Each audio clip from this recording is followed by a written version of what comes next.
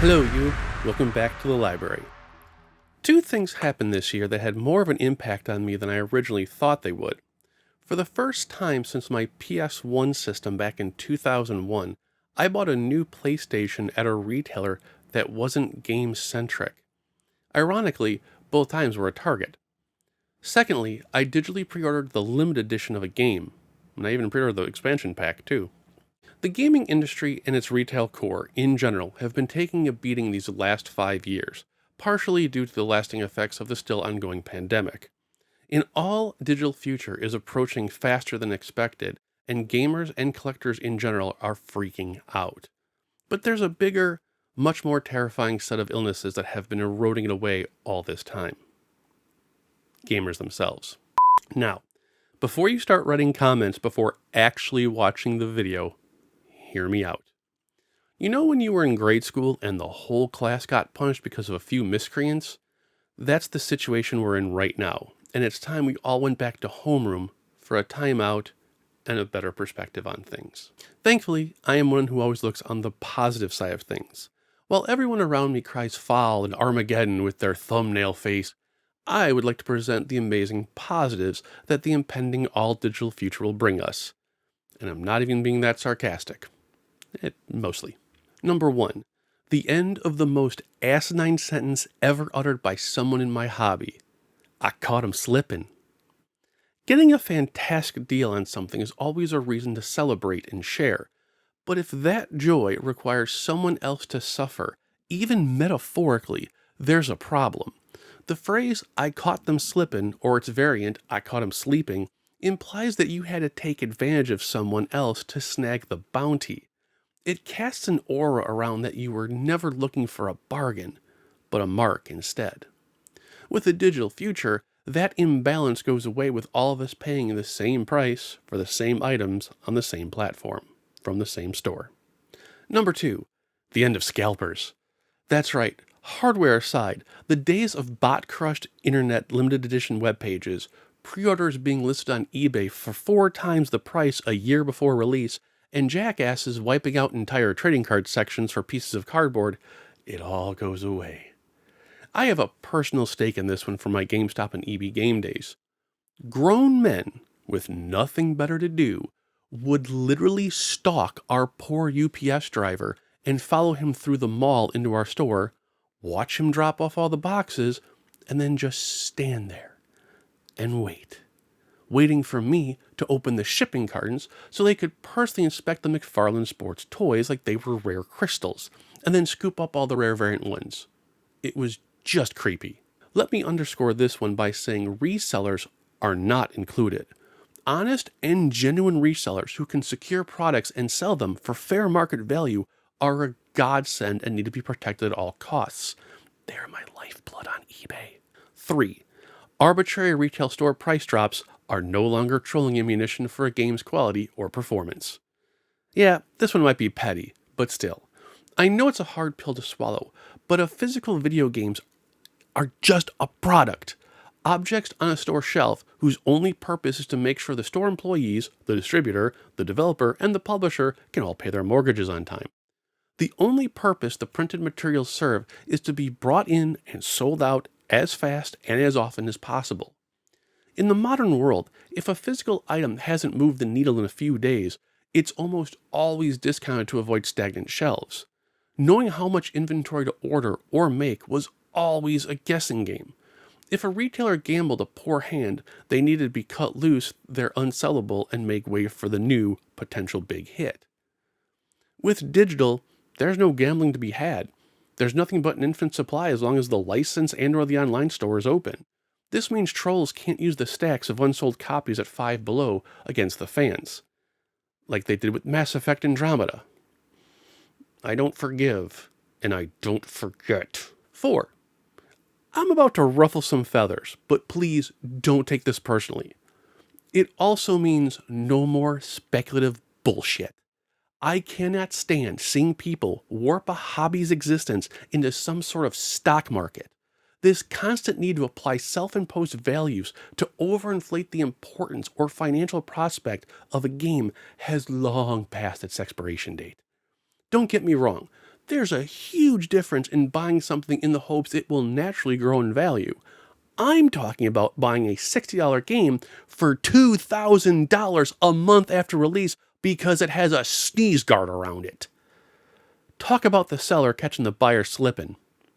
Am I right? If the current graded games market is anything to take note of, it seems like this is finally cooling, and if we're all lucky, cratering. 5. Words might finally have meaning again. Specifically, hidden gems, a phrase that has been so abused and overdone that folks have started using alternatives. With only a digital storefront to peruse, YouTubers need to finally deep dive into the catacombs of virtual aisles and, shocker, research the games to find out the truly hidden games in real time. Because when everyone is talking about the same 25-year-old game, it's no longer hidden. 6. No more damaged physical collector's editions. No more broken seals on fancy boxes because Nintendo used the cheapest sticker available. No more collector's edition boxes crushed in bubble mailers and empty shipping cartons with no packing filter. So long as you don't kick your game system off the shelf, everything in your collection edition or collector's edition content is safe and secure in that little box next to your system or inside your system. Now, hopefully you're still hands off with the keyboard, because aside from the minor sarcasm, there's a really beautiful ray of hope in all of this, and it's the real reason I made the video. There is a chance the hobby experiences a community renaissance not seen since the early 1990s. Back then, information was king, and it was freely given by everyone involved. People writing up free guides on GameFAQs, in communities, collaborating to make complete set lists for all game systems, message boards with note comparing and the like. The information was permanent, and more importantly, it was always easily found and searchable. Compare that to today's community, where ego and algorithm come before knowledge and common sense, where information is disposed of and forgotten once it's off the front page of a social site. I have seen the same question asked 10 times in 3 months in the social sphere because either no one can find it or no one bothers to search for it. They just doom scroll. Worse still, creators try to force this weird memory loss on their viewers with phrases like, "you didn't know," "long lost," or "forgotten," on subject matters that aren't even 10 years old. This overall experience cannot sustain itself. That said, I'm here to help the next generation of collectors map out their path forward because theirs will be a cyber journey as opposed to us old folks' physical runs. So grab a paper and pen, if you even still use those, and trust me in the following advice. Number 1, start building a network of researchers. In the old days, this required multiple folks across multiple states all leave their houses and head up any location that could even a sliver's chance provide selling video games. With the new generation, you can all do it from the comfort of your home at your computer. All those fine folks you keep trading mail call and pick up the photos with, they're now enlisted. Choose a frontman, designate categories, and prepare websites, not social sites, for all that juicy data you're about to catalog. Step 2. Location, location, location. With the impending digital-only future, you will need to know your battlegrounds. For the sake of time, we'll only deal with the major plot lines. Get it? Plot lines, never mind. The console's eShop, the console's actual website, and the publisher and developer websites. These will be pivotal in the digital-only future for researchers and data archivists. Instead of case inserts, you'll be transcribing shop pages from the game's description to every paragraph of every DLC ever released to it, along with hard drive space, number of players, etc. This becomes important in tracking digital stores' exclusive content, the new variant list. This base information will provide the backbone of a game's archival page on your website. Developer and publisher pages will be used to corroborate this information, as well as track announcements and press releases, not to mention snagging some screenshots for potential changes from featured to actual published. Step 3. Prepare the library of hard drives. Specifically for the console's full set, I'd be willing to bet you'd need a few high terabyte hard drives to secure it all, especially needing one dedicated just for Call of Duty releases. But on the bright side, Smaller publishers get a boost as collectors scoop up all their smaller, cheaper releases each week while waiting for their discounts on the AAA titles. Huge props to the hardest of hardcore collectors who also go after all the avatars, all the themes, and the non-game content. Step 4. Track the patch notes. This will be one of the most important variant angles to track, especially as games get up there in age.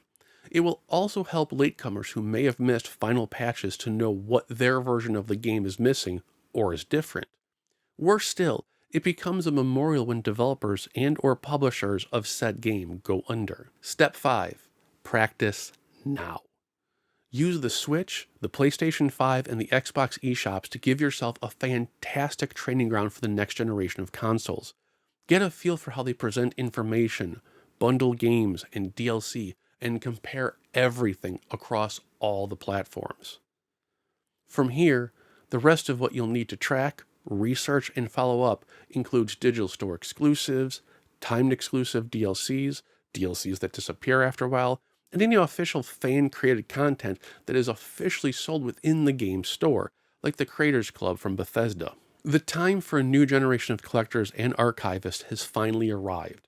In an era where everything is disposable, expendable, artificially hyped, and shattered pieces compared to their origins, the time to rise is finally here. The old guard is already stretched thin with the material past. We're looking for a younger, fresher breed to tackle the digital future. The game world needs you, now more than ever. Take care, you guys. I'll see you in the next episode.